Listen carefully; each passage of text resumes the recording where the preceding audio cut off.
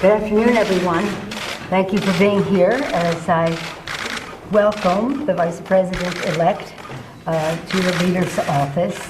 It is our honor to have also his daughter Charlotte with us today. Thank you, Charlotte. The future. It's always nice to have the future in the room. I was honored to, again, welcoming the Vice President-elect here is like welcoming back home to the House of Representatives. Anyway, we had a straightforward conversation about how we can work together on infrastructure, issues that relate to child care and the rest, following up on a conversation that I had with the President-elect last week. I was honored to show the Vice President-elect a picture of the Bush family that we treasure, with President George Herbert Walker Bush participating in his Points of Light conference in Houston a year or so ago. I did that to make me feel at home in the office of Tip O'Neill, surrounded by Franklin Roosevelt and John F. Kennedy and George Herbert Walker Bush. But anyway, we had a respectful conversation. As you all know, those of us who respect the service that we have in Congress respect the positions that our colleagues have and respect the people who have sent them here. And that applies, of course, to the Vice President and the President-elect. So thank you, Mr. Vice President, for the opportunity to share some thoughts of my caucus, not just my own thoughts, but of my caucus with the Vice President. Vice President-elect. Well, Mike. Even better.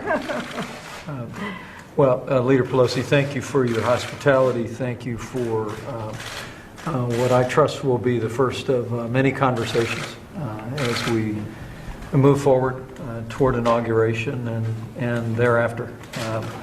I'm grateful for the time. You and I worked together when I served in this building. And as I said to you before, I've always found you to be a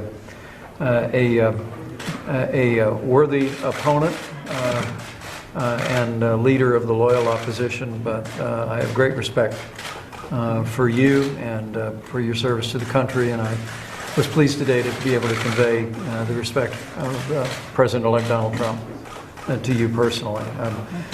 We are working briskly in the transition, but part of the transition is also making plans for the first 100 days. And at the direction of the President-elect, I'm meeting today not only with Leader Pelosi, but with Leader Schumer and with Speaker Ryan and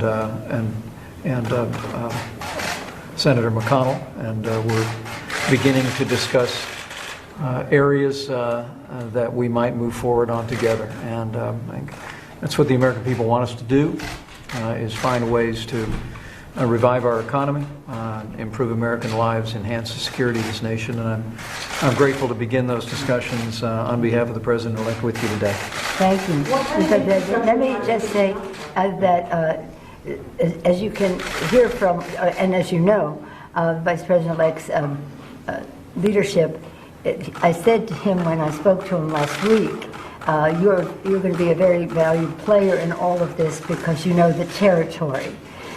And I know, with no disrespect for the sensitivity and knowledge of the President-elect, you know the territory. So in that territory, we will try to find our common ground where we can, and of course stand our ground when we can. Thank you all very much. Thank you, Mr. Pence is running the transition. Did you talk to him about any of the people who are under consideration for top roles? Mr. Pence, can you share Lindsey Graham's concerns about Russian talent in this election? Mr. Pence, does the President-elect want to work in bipartisan fashion?